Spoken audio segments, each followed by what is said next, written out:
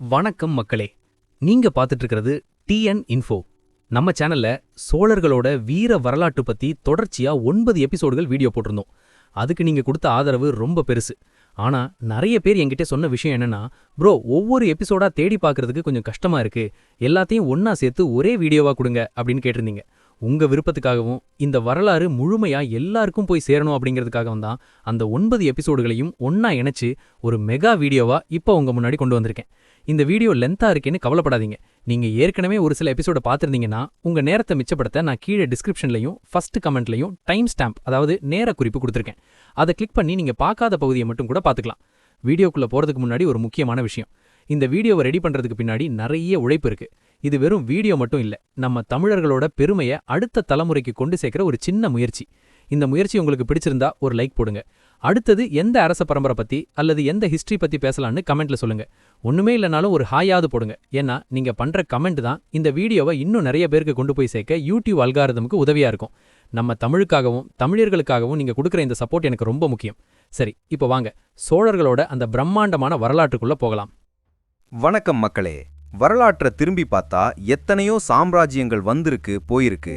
ஆனா ஒரு வம்சம் மட்டும் 1500 வருஷத்துக்கும் மேல தலைமுறை தலைமுறையா இந்த மண்ணை ஆட்சி செஞ்சிருக்குன்னா அது நம்ம தமிழ் மண்ணோட பெருமை மிகு சோழ பேரரசு மட்டும்தான். இன்னைக்கு நாம பார்க்க போறது வெறும் ராஜாக்களோட கதை கிடையாது. ஒரு சின்ன இனக்குழு எப்படி உலகமே வியக்கிற அளவுக்கு ஒரு பேரரசா உருவாச்சுன்ற அந்த ரகசியத்தை பத்தி தான். இது நம்ம சோழர் வரலாற்று தொடரோட முதல் எபிசோட். இந்த சோழர்கள் யாரு, இவங்க எங்கிருந்து வந்தாங்க, இவங்களோட அந்த ஆதி தொடக்கம் என்ன, இதையெல்லாம் சங்க இலக்கியங்களும் கல்வெட்டுகளும் என்ன சொல்லுதுன்னு இந்த வீடியோவில் ரொம்ப ஆழமா பார்க்க போறோம். சோழர்கள் அப்படின்னு சொன்னாலே முதல்ல நமக்கு ஞாபகம் வர்றது சூரிய வம்சம். பிற்காலத்துல வந்த சோழ ராஜாக்கள் தங்களோட பட்டயங்கள்ல நாங்க சூரிய குலத்துல வந்தவங்கன்னு ரொம்ப பெருமையா சொல்லிக்கிட்டாங்க. ஆனா இதோட ஆதி தொடக்கத்தை பார்த்தா காவிரி ஆற்றங்கரையில வாழ்ந்த செம்பியன் அப்படிங்கிற ஒரு பழங்குடி வம்சத்தோட கிளை தான் இவங்க. இந்த செம்பியன்கிற பேருக்கு பின்னாடி ஒரு சம ஹிஸ்டரி இருக்கு. ஒரு சின்ன புறாவை காப்பாத்துறதுக்காக தன்னோட உடம்புல இருக்கிற சதையே அறுத்து கொடுத்தாரே சிபி சக்கரவர்த்தி, அவரோட வம்சத்துல வந்தவங்க தான் இந்த சோழர்கள். அதனாலதான் இவங்களுக்கு செம்பியன்ற பட்டம் வந்துச்சுன்னு புறநானூறும் சிலப்பதிகாரமும் சொல்லுது. இதுல இருந்து ஒரு விஷயம் நமக்கு தெளிவா புரியுது. சோழர்கள் ஆரம்பத்திலிருந்தே அறம் சார்ந்த ஆட்சியைத்தான் விரும்பி இருக்காங்க. ஆரம்பத்துல இவங்க தலைநகரா வச்சிருந்தது நம்ம திருச்சியில இருக்கிற உறையூர். அந்த காலத்துல இதுக்கு கோழின்னு ஒரு பெயர் இருந்திருக்கு. அது ஏன்னு தெரியுமா? ஒரு சாதாரண கோழி ஒரு பெரிய போர் யானையை எதிர்த்து சண்டை போட்டு விரட்டி அடிச்சதாம். அந்த அளவுக்கு வீரம் செறிஞ்ச மண்ணுன்றதால இதுக்கு அந்த பெயர் வந்ததா ஒரு பேச்சு உண்டு. காவிரியார் தான் இவங்களோட உயிர் நாடியா இருந்தது. காவிரிக்கரை ஓரமா சின்ன சின்ன தலைவர்களா இருந்த இவங்க எப்படி ஒரு பெரிய சக்தியா மாறினாங்கன்றது தான் இங்க நாம கவனிக்க வேண்டிய பாயிண்ட். சங்க இலக்கியங்கள்ல நாம முதல்ல பார்க்கிற ஒரு கெத்தான சோழ மன்னர் தூங்கையில் எரிந்த தொடித்தோட் செம்பியன். இவரோட பேரே ஒரு மாதிரியா இருக்குல்ல. தூங்கையில் அப்படின்னா ஆகாயத்துல மிதக்கிற கோட்டைகள்னு அர்த்தம். அதாவது அந்த காலத்துல ஆகாயத்துல கோட்டைகள் கிடையாது. ஆனா அப்படி ஒரு பிரம்மையை ஏற்படுத்துற அளவுக்கு ரொம்ப உயரமான பாதுகாப்பான கோட்டைகளை இவர் தகர்த்தெறிஞ்சிருக்காரு. அப்பவே கோட்டைகளை உடைக்கிற அளவுக்கு சோழர்கள் கிட்ட சீஜ் வார்ஃபேர் தந்திரம் இருந்திருக்கு பாருங்க. இவருக்கு அப்புறம் சோழ வம்சத்துல ஒரு முக்கியமான ராஜா வர்றாரு. அவர்தான் இளஞ்சே சென்னி. இவர்தான் நாம கரிகால் சோழனோட அப்பான்னு சொல்றோம். இவரோட முழு பெயர் உருவப்பகிரேர் இளஞ்சே சென்னி. பார்க்கறதுக்கே ரொம்ப அழகா வேலைப்பாடுகள் நிறைந்த நிறைய தேர்களை இவர் வச்சிருந்தாராம். அதனால தான் இவருக்கு உருவப்பகிரேர்னு பட்டம் கிடைச்சது. இவரோட காலத்துல தான் சோழர்களுக்கும் சேர பாண்டியர்களுக்கும் நடுவுல யாரு பெரிய ஆளுங்கிற அந்த ஈகோ யுத்தம் ஆரம்பிச்சது. வடக்கிலிருந்து ஊடுருவ பார்த்த வடுகர்களை தடுத்து நிறுத்தி சோழ நாட்டை பாதுகாத்தவர் இவர்தான். இதுல ஒரு முக்கியமான விஷயம், இவர் உறையூரை தாண்டி சோழ அதிகாரத்தை விரிவுபடுத்த தொடங்கினாரு. ஆனா இளஞ்சே சென்னி இறந்ததுக்கு அப்புறம் சோழ வம்சம் ஒரு மிக பெரிய சிக்கல்ல மாட்டுது. வாரிசு சண்டை வெடிக்குது.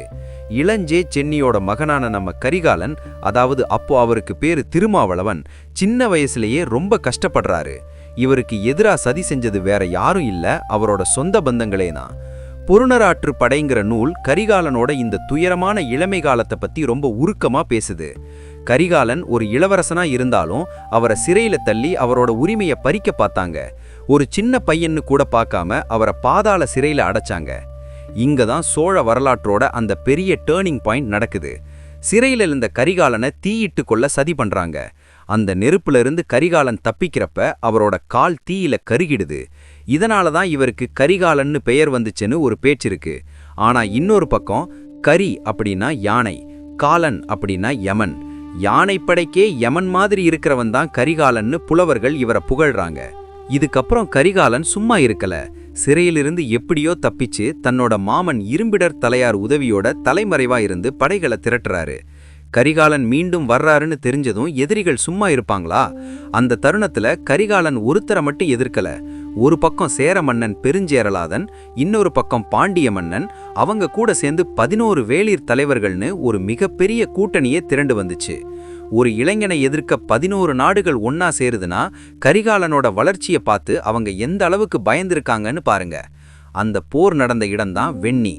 இன்னைக்கு தஞ்சாவூர் கிட்ட இருக்கிற கோவில் வெண்ணி தான் அந்த வரலாற்று சிறப்பு மிக்க இடம். அந்த வெண்ணி போர்க்களத்துல காட்டின விஸ்வரூபம் இருக்கே, அதுதான் அவரை ஒரு மாபெரும் சக்கரவர்த்தியா மாத்துச்சு. எதிரிகளோட வியூகத்தை எல்லாம் தவிடு பொடியாக்கி கரிகாலன் ஜெயிச்சாரு.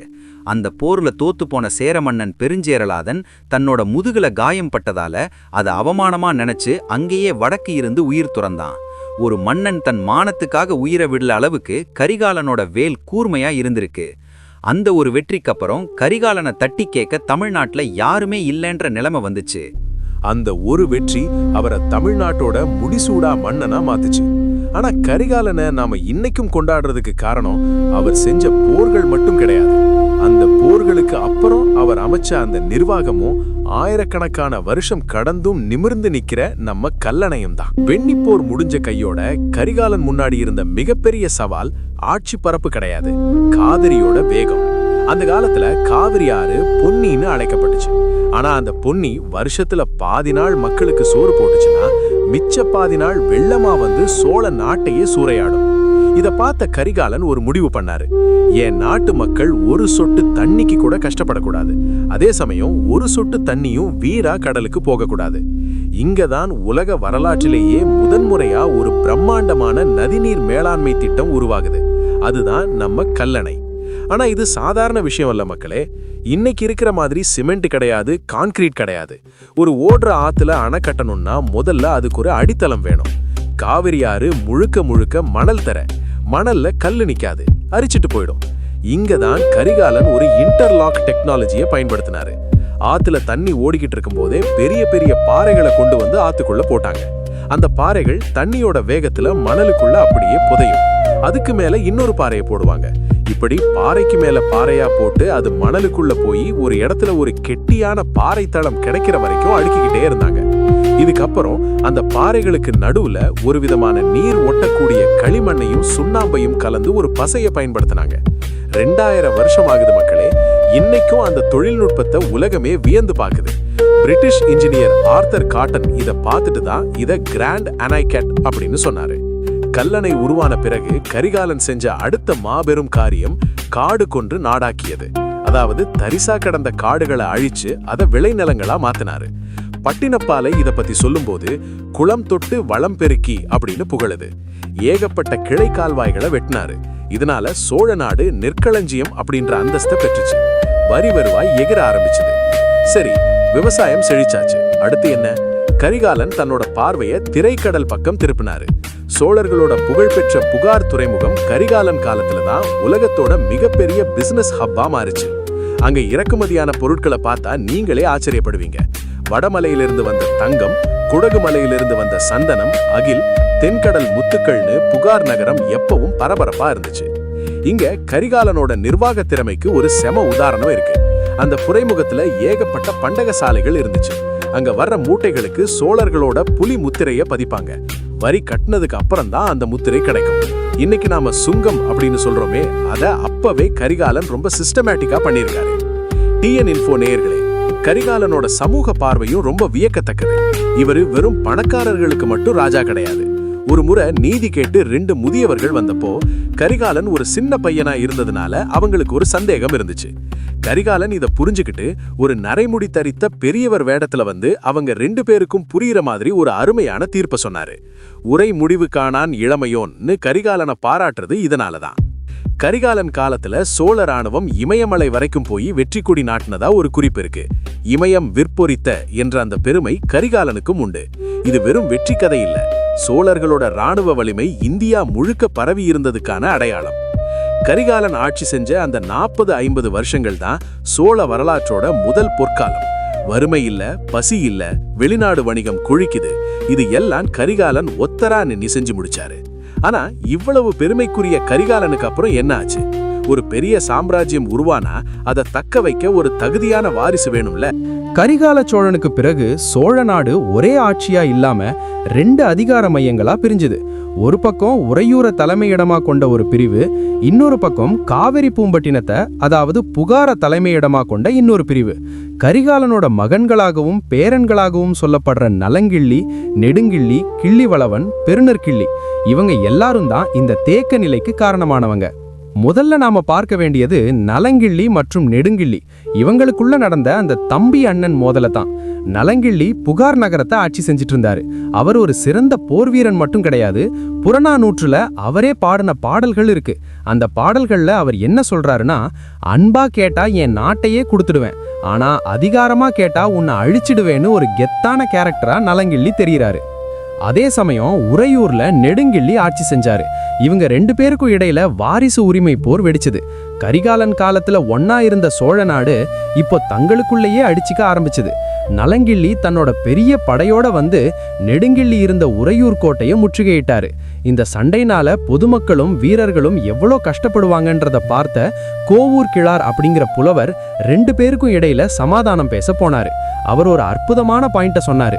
நீங்க 2 பேருமே பனைப்பூ மாலையையோ அதாவது சேரரையோ, வேப்பம்பூ மாலையையோ அதாவது பாண்டியரையோ கிடையாது. 2 பேருமே அத்திப்பூ மாலை அணிஞ்ச சோழ வம்சத்துக்காரங்க. உங்களில் யாரு தோத்தாலும் தோற்பது சோழ வம்சம்தான். இத பார்த்து பகைவர்கள் தான் சிரிப்பாங்கன்னு அறிவுரை சொன்னாரு. இதுல இருந்து என்ன தெரியுதுன்னா, டிஎன் இன்ஃபோ நேயர்களே, சோழர்களுக்குள்ள இருந்த அந்த பதவி ஆசை அவங்க ரத்த பாசத்தையும் மீறி நின்னது.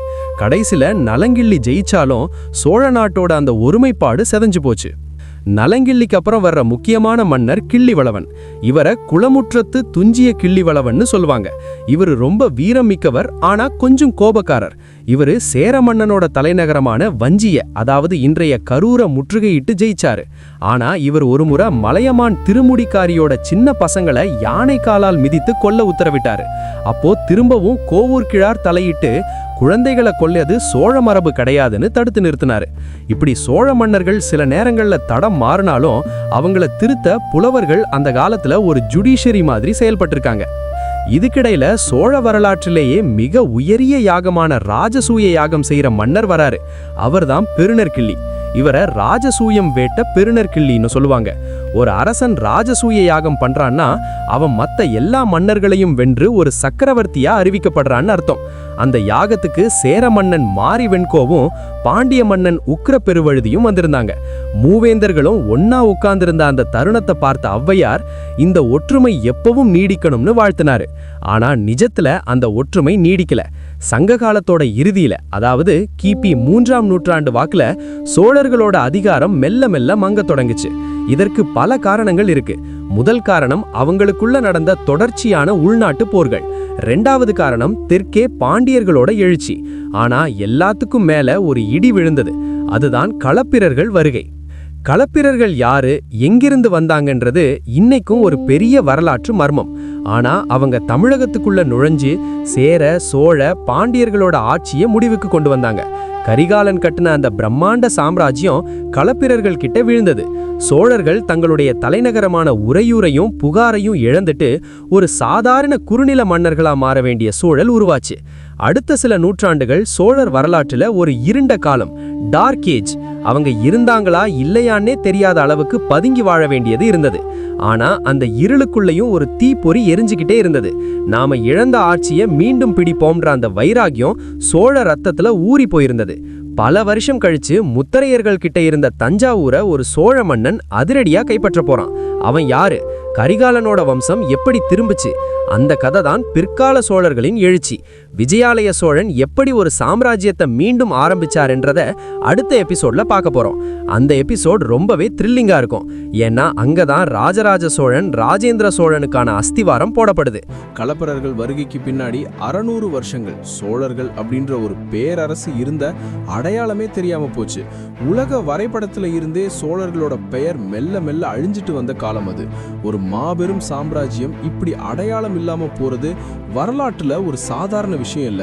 ஆனா அணைஞ்சு போன நெருப்புல இருந்து ஒரு பொறி கிளம்புற மாதிரி, ஒரு சிங்கம் தூக்கத்திலிருந்து முழிச்சு வந்த மாதிரி ஒரே ஒரு மனுஷன் ஒட்டுமொத்த தமிழகத்தோட தலைவிதியையே மாத்தி எழுதினாரு. அவர்தான் விஜயாலய சோழன். விஜயாலய சோழன் வெறும் போரை மட்டும் நம்பி களமிறங்கல, ஒரு மிகப்பெரிய ராஜதந்திரத்தை கையில் எடுத்தாரு. அவர் எப்படி ஒரு சாதாரண குறுநில மன்னனா இருந்து அன்றைய சூப்பர் பவர்களான பாண்டியர்களையும் பல்லவர்களையும் நடுங்க வச்சு தஞ்சாவூரை கைப்பற்றினாரு.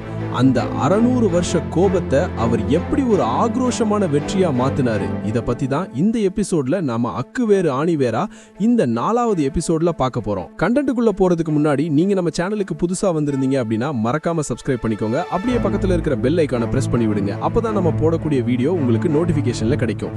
இப்போ வாங்க வீடியோக்குள்ள போகலாம்.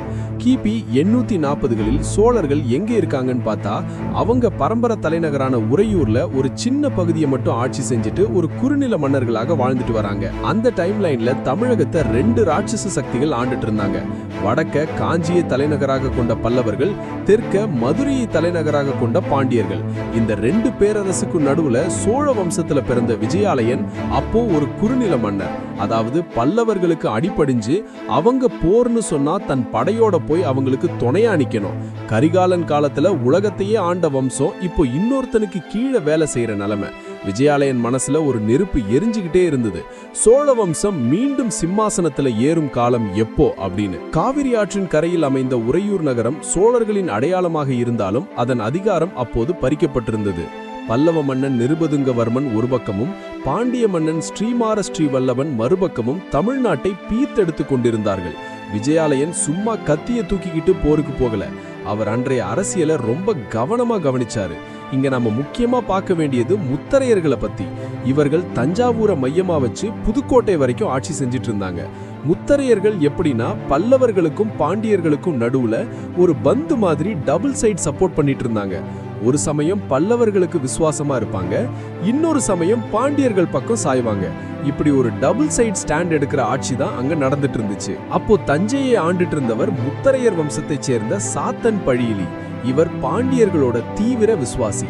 இதுதான் விஜயாலயனுக்கு ஒரு முக்கியமான வாய்ப்பா அமைஞ்சது. கிபி 850ல ஒரு மிகப்பெரிய போர் மேகம் உருமாகுது. பல்லவ மன்னன் நிருபதுங்கவர்மனுக்கும் பாண்டிய மன்னன் ஸ்ரீமார ஸ்ரீவல்லவனுக்கும் இடையே ஒரு பிரம்மாண்டமான போர் நடக்குது. தமிழகமே அந்த போர்ல ரத்த காடா மாறுது. இந்த சூழலை தான் நம்ம ஆளு விஜயாலயன் சரியா பயன்படுத்துறாரு. விஜயாலயன் இந்த வாய்ப்பை பயன்படுத்தி ஒரு போர் வியூகம் அமைக்கிறாரு. பல்லவனும் பாண்டியனும் நேருக்கு நேர் மோதிக்கட்டும், நாம அந்த சண்டையில பல்லவர்களுக்கு ஆதரவா இருக்கிற மாதிரி நடிச்சு நமக்கு பகையான பாண்டியனோட நண்பன் முத்தரையர்கிட்ட இருந்து தஞ்சாவூரை தூக்கணும் அப்படின்னு பிளான் பண்ணாரு. பிளான் பண்ண மாதிரியே யாருமே எதிர்பார்க்காத நேரத்துல விஜயாலயன் தன் சிறிய படையோட தஞ்சாவூர் மேல அட்டாக் பண்றாப்ல. வரலாற்று ஆய்வாளர்கள் என்ன சொல்றாங்கன்னா, விஜயாலயன் அந்த போர்ல இறங்கும் போது அவருக்கு வயது 70க்கும் மேல இருக்கும். ஆனா அவருடைய வேகம் ஒரு 20 வயது இளைஞனுடையது மாதிரி இருந்ததுன்னு சொல்றாங்க. அதுதான் சோழ ரத்தம். முத்தரையர்களோட கோட்டைக்குள்ள புகுந்து சாத்தன் பழியிலேயே தோற்கடிச்சு 600 வருஷத்துக்கு அப்புறம் தஞ்சாவூர் கோட்டை மேல புலிக்கொடிய கம்பீரமா பறக்க விட்டாரு. விஜயாலயன் அந்த டைம்ல அவரோட உடம்புல 90க்கும் மேற்பட்ட விழுப்புண்கள், அதாவது தழும்புகள் இருந்துதான். ஒவ்வொரு காயமும் அவர் கண்ட ஒரு போர்க்களத்தோட அடையாளம். இந்த போர் தான் சோழ பேரரசு என்ற மாபெரும் கோபுரத்திற்கு முதல் அஸ்திவாரம். தஞ்சாவூரை கைப்பற்றின உடனே விஜயாலயன் செஞ்ச முதல் காரியம் ஒரு பிரம்மாண்டமான கோவிலை கட்டுனதுதான். அது எந்த கடவுளுக்கு தெரியுமா? நிசும்ப சூதனி. இது துர்க்கையோட ஒரு உக்கிரமான வடிவம். சோழர்கள் சங்க காலத்துல இருந்தே போருக்கு போறதுக்கு முன்னாடி கொற்றவையை வழிபடுவாங்க. தோற்றுப்போன சோழ வம்சம் மீண்டும் வந்துருச்சு அப்படின்னு உலகத்துக்கு சொல்லதான் அந்த போர்க்கடவுளுக்கு அவர் கோவில் கட்டினாரு அப்படின்னு சங்க இலக்கியங்கள் சொல்லுது. இன்னைக்கும் தஞ்சாவூர்ல இந்த தெய்வம் வடகாளியம்மன் அப்படின்ற பெயர்ல மக்களால் வணங்கப்பட்டு வருது. தஞ்சை பூக்கார தெருவில் இருக்கிற இந்த தெய்வம் தான் அன்னைக்கு சோழர்களோட வெற்றியை பறைசாத்தினது. ஒரு நாட்டின் தலைநகரை தீர்மானிப்பதில் அதன் காவல் தெய்வம் மிக முக்கிய பங்கு வகிக்கிறது என்பதை விஜயாலயன் அன்றே நிரூபிச்சிருக்காரு. விஜயாலயன் தஞ்சையை எடுத்தது பாண்டியர்களுக்கு ஒரு பெரிய அச்சுறுத்தலா மாறுச்சு. அவங்க தங்களோட கூட்டாளியான முத்தரையர்களை இழந்ததை சகித்து கொள்ள முடியல. இதன் உச்சக்கட்டம் தான் கிபி 880 நடந்த திருப்புரம்பியம் போர். இது உலக வரலாற்றுல ஒரு மிக முக்கியமான ஒரு போர். திருப்புரம்பியம் என்பது இன்று கும்பகோணத்துக்கு பக்கத்துல இருக்கிற ஒரு அழகான கிராமம். அங்க இருக்கிற சாட்சிநாதேஸ்வரர் கோவில் கல்வெட்டுகள் இன்றும் அந்த போரின் தீவிரத்தை சொல்லுது. ஒரு பக்கம் பாண்டிய மன்னன் வரகுண பாண்டியன் தலைமையிலான பிரம்மாண்ட படை, இன்னொரு பக்கம் பல்லவ மன்னன் அபராஜிதவர்மன் மற்றும் கங்க மன்னன் பிருத்திவிபதி. இவங்க கூட நம்ம சோழர்களும் பல்லவர்களுக்கு ஆதரவா நிக்கிறாங்க. விஜயாலயன் இப்ப படுக்கையில இருக்காரு. முதுமை காரணமா அவரால நடக்க கூட முடியல. ஆனா அவரோட மகன் ஆதித்த சோழனை முன்னாடி நிறுத்தி பின்னாடி இருந்து போர்க்கள வியூகம் அமைச்சு கொடுத்தாரு விஜயாலயன். அந்த போரோட முடிவுல பாண்டியர்கள் படுதோல்வி அடைஞ்சாங்க. பல்லவர்கள் ஜெயிச்சாலும் அது உண்மையில சோழர்களுக்கு தான் சாதகமா அமைஞ்சது.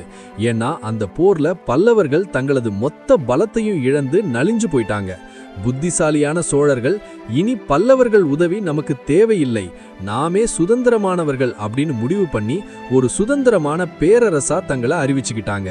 ஒரு சாதாரண குறுநில மன்னனா 90 காயங்களை உடம்புல சுமண்டுகிட்ட 600 வருஷ இருட்ட ஒரு மனுஷன் கிழிச்சு எரிஞ்சாருன்னா அவர் எவ்வளவு பெரிய ஆளுமையா இருந்திருக்கணும். விஜயாலயன் இல்லைன்னா இன்னைக்கு நாம பேசுற ராஜராஜ சோழனோ ராஜேந்திர சோழனோ இருந்திருக்கவே மாட்டாங்க.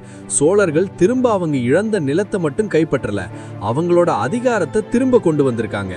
தஞ்சாவூர் என்ற ஒரு ஊரை அவர் தேர்ந்தெடுத்ததுதான் பிற்காலத்துல அது ஒரு உலகத்தரம் வாய்ந்த கலாச்சார மையமாக மாற காரணமாக அமைஞ்சது.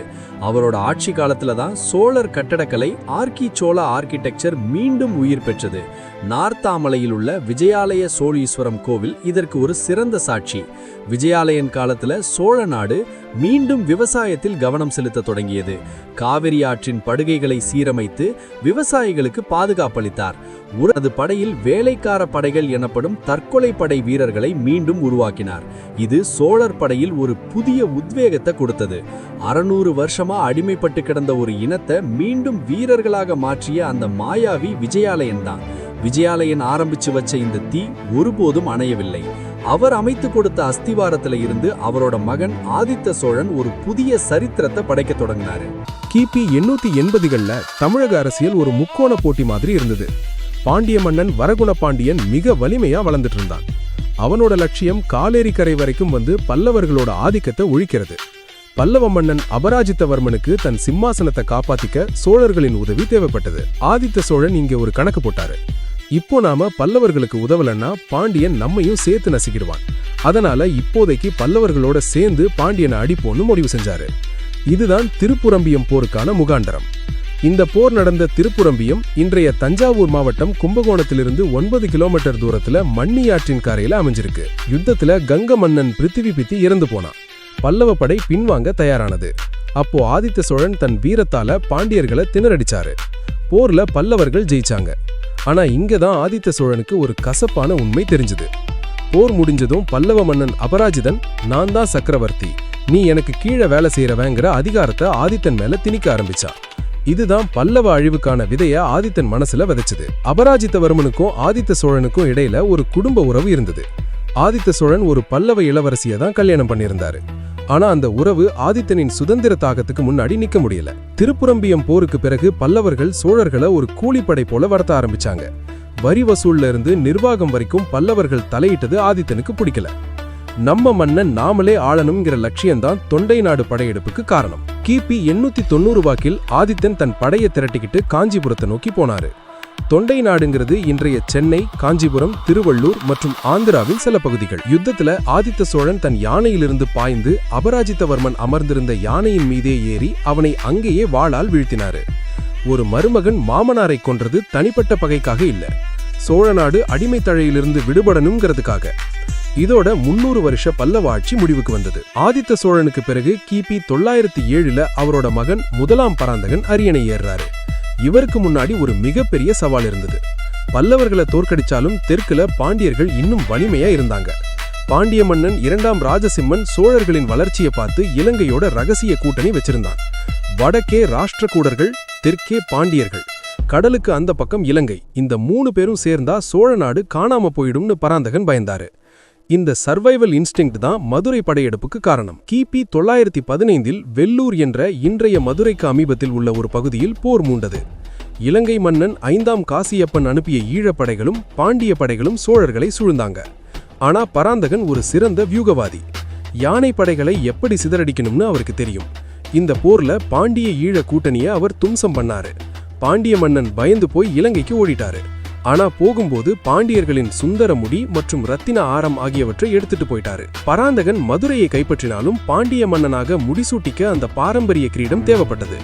அதை இலங்கை மன்னன் தர மறுத்ததுதான் பின்னாடி வந்த ராஜராஜ சோழன் மற்றும் ராஜேந்திர சோழன் இலங்கை மேல படையெடுக்க மிக முக்கியமான காரண காரியமா அமைஞ்சது. பராந்தகன் வெறும் போர்க்களத்தோட நின்னுடல, நிர்வாகத்துல ஒரு பெரிய மாற்றத்தை கொண்டு வந்தாரு. ஏன் இந்த சீர்திருத்தம்? அந்த காலத்துல கிராம நிர்வாகத்துல செல்வாக்கு உள்ள பெரிய மனிதர்கள் மட்டுமே அதிகாரத்துல இருந்தாங்க. இதனால சாமானிய மக்களுக்கு நீதி கிடைக்கல, ஊழல் பெருகி இருந்தது. இதை தடுக்கணும்னா ஒரு தேர்தல் முறை வேணும்னு பராந்தகன் நம்பினாரு. காஞ்சிபுரம் மாவட்டம் உத்திரமேரூர் வைகுண்ட பெருமாள் கோவில். இந்த கோவில் சுவர்கள்ல செதுக்கப்பட்ட விதிகள் இன்னைக்கும் நம்ம அரசியலுக்கு பாடம் சொல்லுது. குடவோலை முறை மூலம் உறுப்பினர்களை தேர்ந்தெடுத்தாங்க. யாராவது ஒரு முறை உறுப்பினரா இருந்தா அடுத்த முறை நிக்க முடியாது. கணக்கு வழக்குகளை சரியா காட்டலன்னா அவங்க குடும்பமே தகுதி நீக்கம் செய்யப்படும். ஒரு சாம்ராஜ்யம் நிலைச்சு நிக்கணும்னா அதுக்கு நீதி தவறாத நிர்வாகம் வேணும்னு பராந்தகன் உலகுக்கு உணர்த்தினாரு. வெற்றி மேல வெற்றி குவிச்ச பராந்தகருக்கு இறுதி காலத்துல ஒரு பெரிய ஆபத்து வந்தது. அதுதான் ராஷ்டிரகூடர்கள்.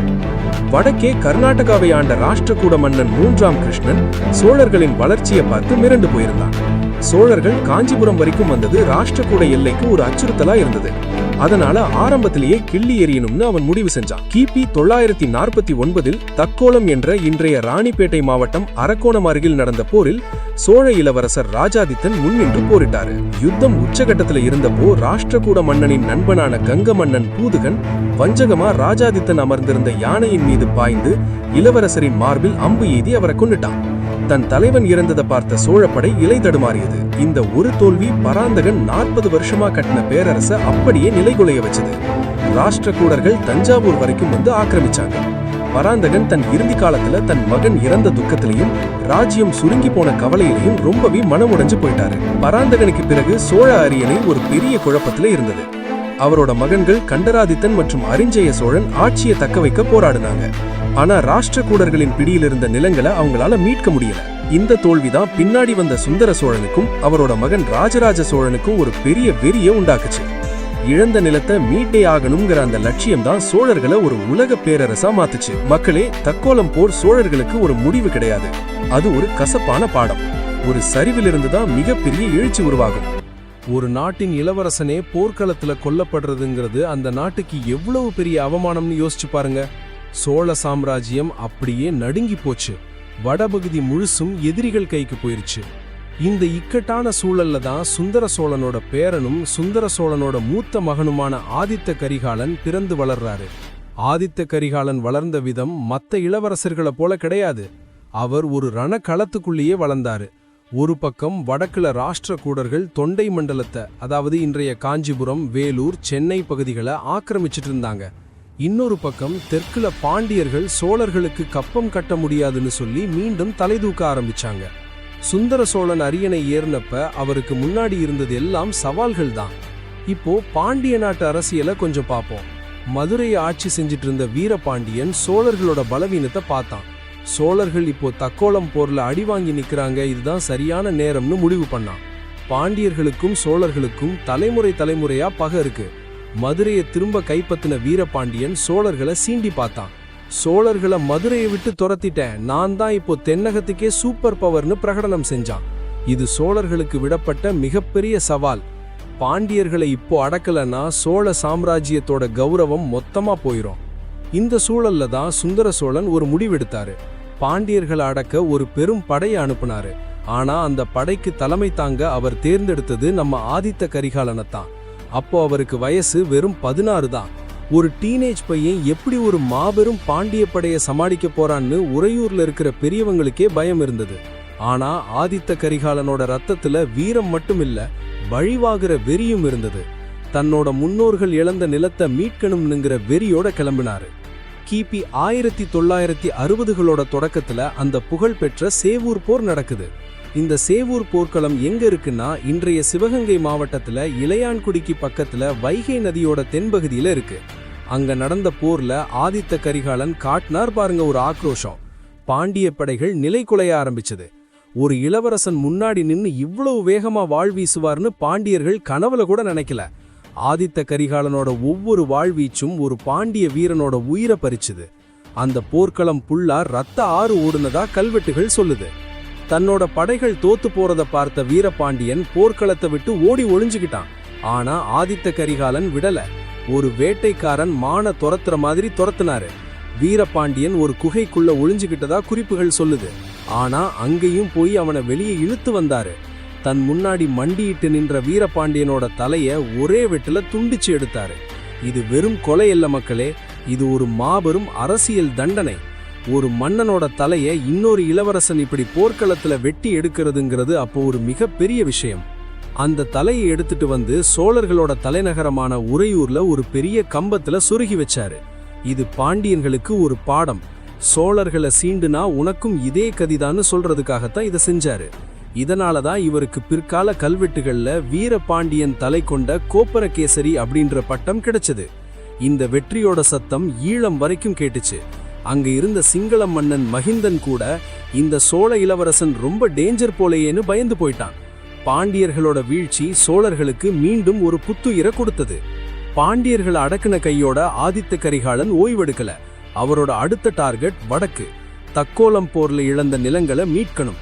தொண்டை மண்டலம்ங்கிறது சோழர்களுக்கு ரொம்ப முக்கியமான பகுதி. இது இன்றைய காஞ்சிபுரம், வேலூர், திருவண்ணாமலை மற்றும் திருவள்ளூர் மாவட்டங்களை உள்ளடக்கிய ஒரு பெரிய பிரதேசம். அங்கு இருந்த ராஷ்டிரகூட படைகளை ஓட ஓட விரட்டி அடிச்சாரு ஆதித்த கரிகாலன்.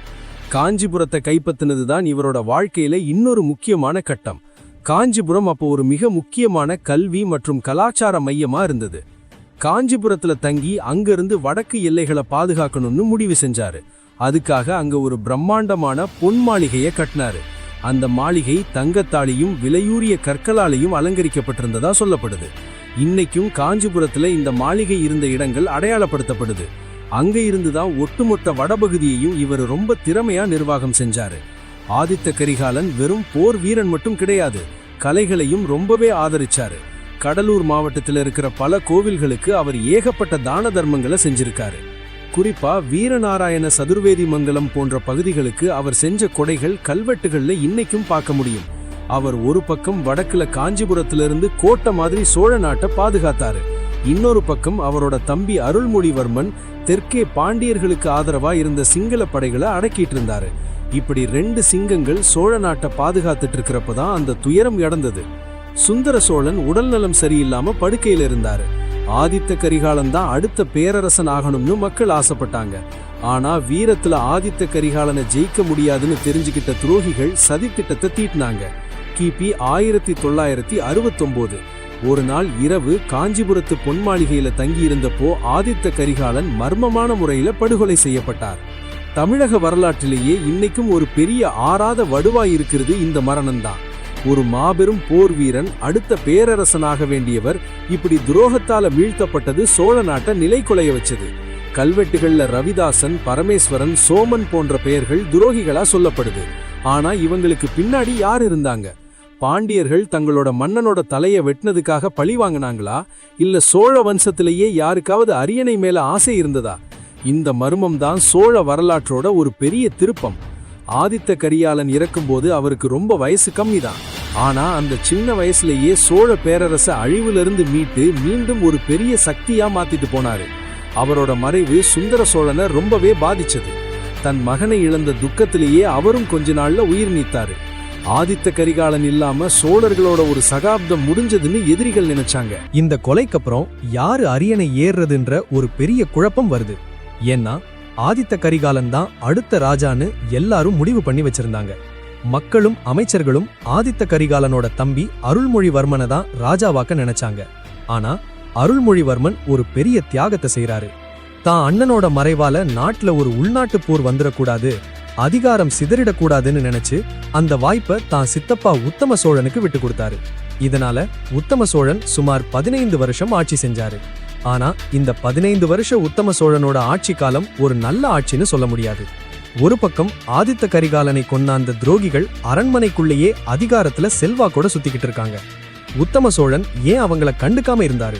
உத்தம சோழனால அவர்களுக்கு தண்டனை கொடுக்க முடியலையா அப்படிங்கிற சந்தேகம் இன்னைக்கும் வரலாற்று ஆய்வாளர்கள் மத்தியில இருக்கு. ஏன்னா ஆதித்த கரிகாலன் கொலை செய்யப்பட்ட காஞ்சிபுரம் பொன்மாளிகை உத்தம சோழனுக்காக கட்டப்பட்டதுன்னு ஒரு பேச்சு உண்டு. அது மட்டும் இல்லாம சுந்தர சோழன் கூட பிறந்த தம்பி தான் இந்த உத்தம சோழன். சோ ஆட்டோமேட்டிக்கா அரியணைக்கு அவருக்கும் உரிமை இருக்கு.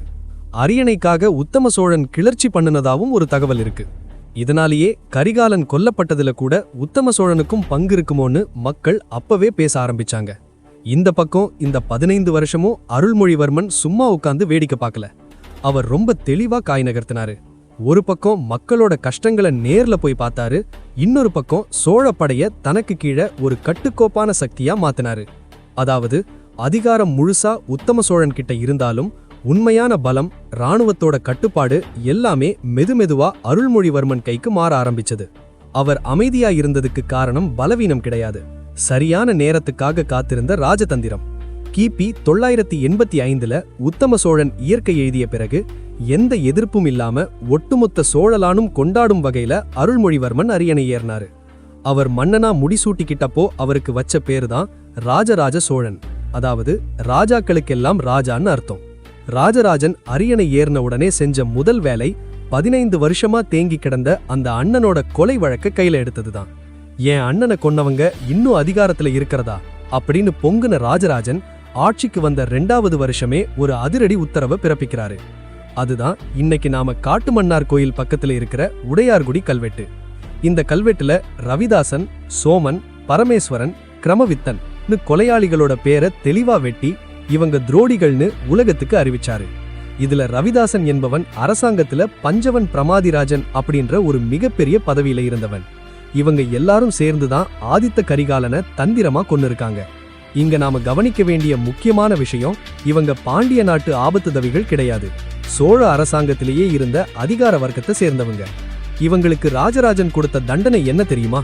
தலைமுறை தலைமுறைக்கு சொத்து பறிமுதல். அதாவது அந்த துரோகிகளோட நிலங்கள், வீடுகள், அவங்க குடும்பத்தை சேர்ந்த பங்காளிகளோட சொத்துக்கள்னு எல்லாத்தையும் அரசாங்கம் பறிமுதல் செஞ்சு ஏலத்துல வித்துடுச்சு. அந்த காலத்துல ஒரு அதிகாரியோட கௌரவத்தையும் சொத்தையும் பறிச்சு அவரை நாட்டை விட்டே துரத்துறதுங்கிறது மரண தண்டனையை விட பெரிய அவமானம். அது மட்டும் இல்லாம அவங்க குடும்பத்துல யாருமே இனிமே அரசு பதவிகளுக்கு வர முடியாதுன்னு ஒரு பெரிய முற்றுப்புள்ளி வச்சாரு ராஜராஜன்.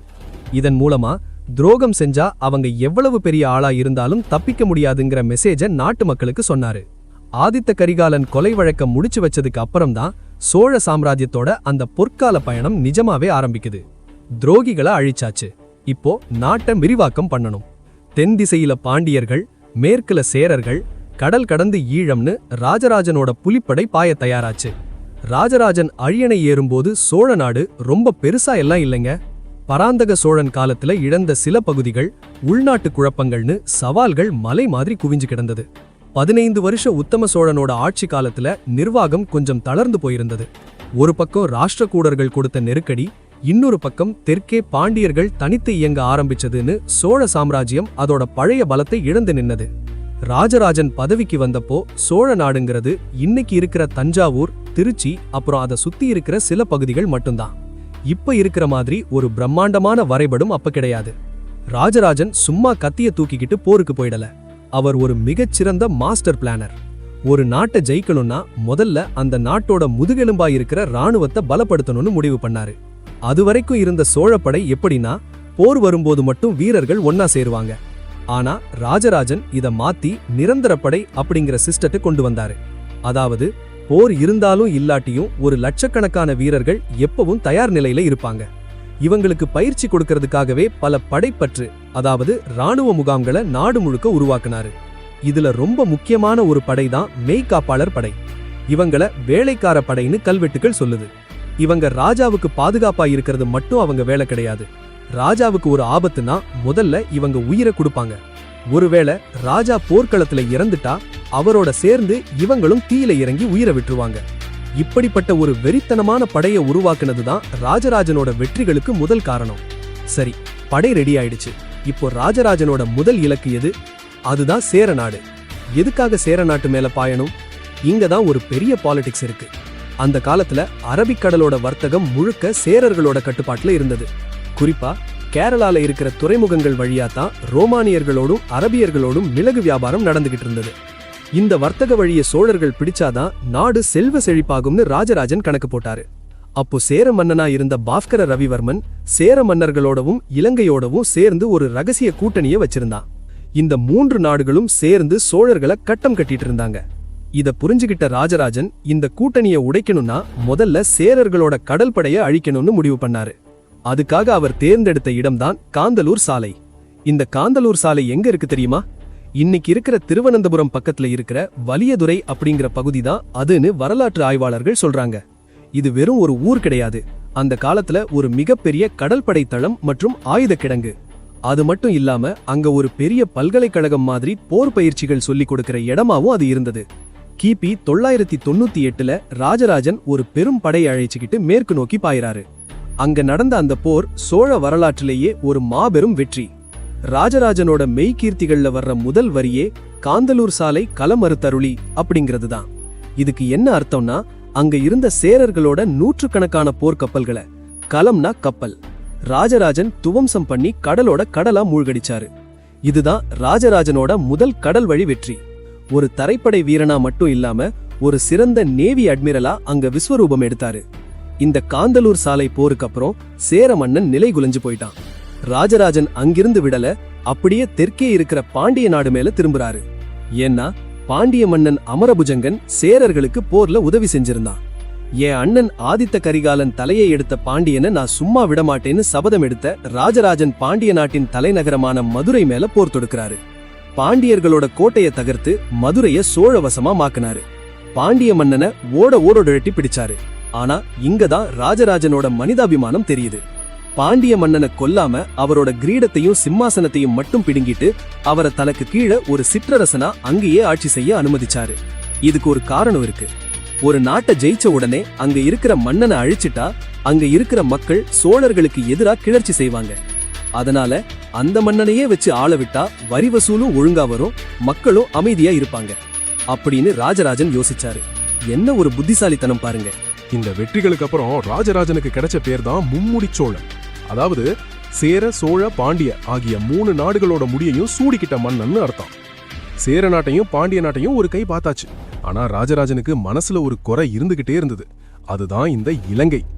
எதுக்காக இலங்கை மேல இவருக்கு இவ்வளவு காண்டு? அதுக்கு ஒரு பழைய பிளாஷ்பேக் இருக்கு. பல வருஷத்துக்கு முன்னாடி பராந்தக சோழன் காலத்துல பாண்டிய ராஜா தோத்து போய் ஓடும்போது தன்னோட கிரீடத்தையும் செங்கோலையும் இலங்கையில கொண்டு போய் ஒளிச்சு வச்சிட்டாரு. சோழர்களுக்கு அந்த கிரீடத்தை எடுக்கணுங்கிறது ஒரு கௌரவ பிரச்சனை. அது மட்டும் இல்லாம அப்போ இலங்கை ராஜா 5ஆம் மகிந்தன் சோழர்களுக்கு எதிரா இருக்கிறவங்களுக்கு பெரிய சப்போர்ட்டா இருந்தாரு. அப்போ இலங்கைங்கிறது இன்னைக்கு இருக்கிற மாதிரி கிடையாது.